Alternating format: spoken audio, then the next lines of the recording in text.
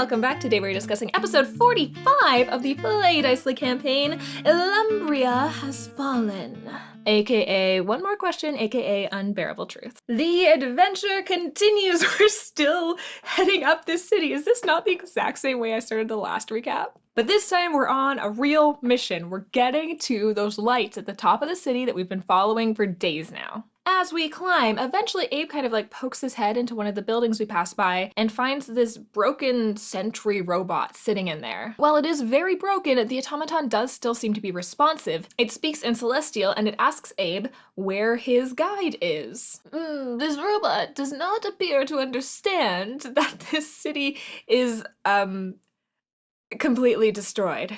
But Abe goes along with it at first, and the sentry points out a couple points of interest while we're here visiting the beautiful city of Illumbria. It mentions the meditation chamber as well as the Lorekeeper's chamber. We're trying to figure out if this sentry knows what happened here, and eventually Abe convinces him to give over his memory unit. So we take this chip from this automaton and just stick it in our pockets because we don't know what to do with that, but feels like it might be useful. After that conversation, the team beelines to that Lorekeeper's chamber. The door to this chamber appears the same way that those portals did back in the other building we were in, where it's all kind of like mist and cloud, and the clouds kind of pour out from the door and fall its way down the city. We climb up to it, jump on in, and are transported into this room of clouds. And at first we don't really know what to do here, but eventually Nell calls out and says, "I have a question for the Lorekeeper." And when she does that, some of the clouds begin to gather in the middle of the room, and eventually this like humanoid blobby figure kind of appears in front of us. And they introduce themselves as the Lorekeeper, a font of knowledge. And it invites us to ask any questions we would like. So here's the thing, friends. The next 2 hours of this episode is a Q&A session with the Lorekeeper. And I am not gonna go through the whole thing here. I'm just not gonna do it. So if you are so curious to hear the deep lore that we explore here, here's a timestamp.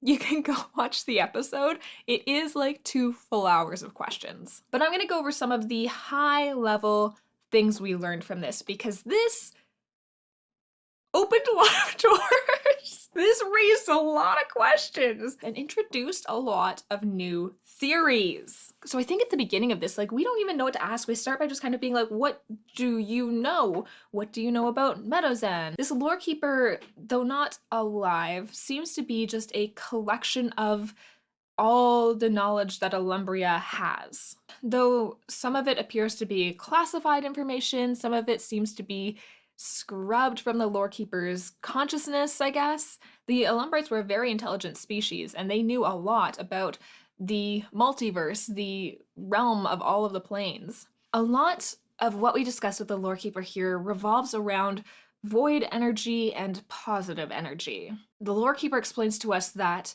they in Illumbria are focused on maintaining the balance between that positive energy and that void energy in the multiverse. Void energy seeks to consume and destroy positive energy, as positive energy seeks to destroy and consume void energy. If either were to encroach too far onto the other person's territory, it would cause disastrous repercussions for all of those involved. Void energy is obviously something that has been very prevalent in our campaign.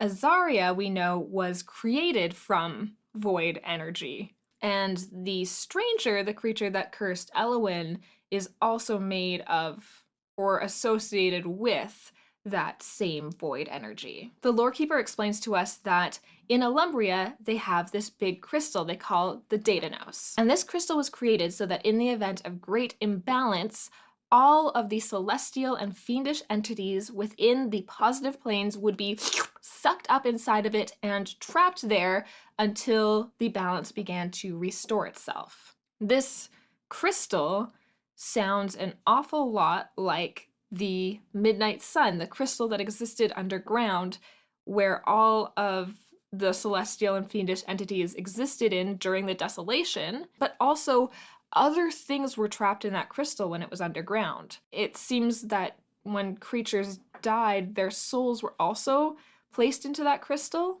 And when the crystal was broken, reopened, I should maybe brush up on my Ascension lore.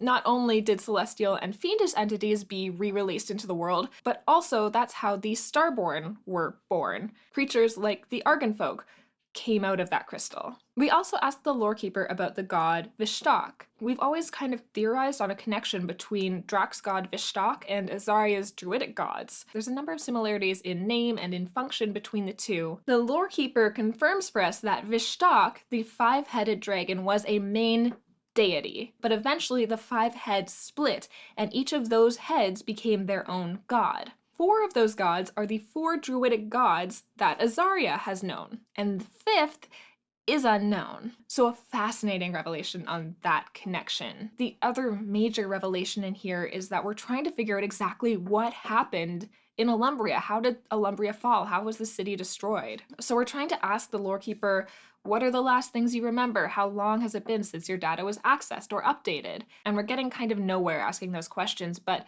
we finally mentioned that we have this memory chip from the Sentry, and we ask the Lorekeeper if they can do anything with this. The Lorekeeper plays back the Sentry's last memories for us, and it is just chaos. It is screaming in the streets. It is the Dataros, that crystal, rising into the air, the sky beginning to crack, earthquakes, tsunamis. It is pure chaos and destruction. The Lorekeeper tells us that one of the last memories they have is of this male gnomish wizard named Manon, and he was here in Illumbria doing something. They believe that Manon had something to do with it. The Dataros seems to have been activated, but there was no reason for it to have been activated. So Manon did something to activate the Dataros and potentially altered it so that more than just celestials and fiends were brought into it and caused the desolation?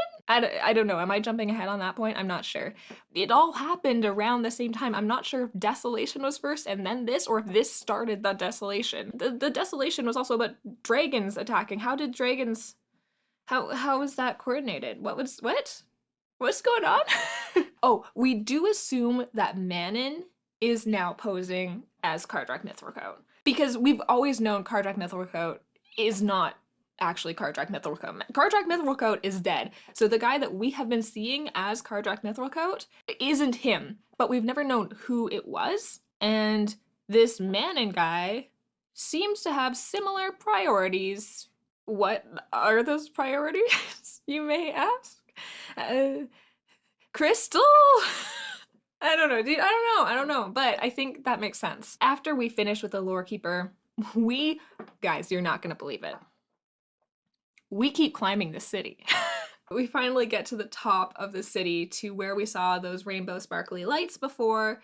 And from there, there's an exit out onto the top of the mountain. And eventually we find this rainbow light staircase that ascend into the sky. And so we climb up these little stairs and we are in this cloud city. The archdruid that is supposed to be here isn't here. So we wander our way through the city and the spirits point us towards this temple. So that's of course where we go. We head over there and we kind of follow a rocky path up.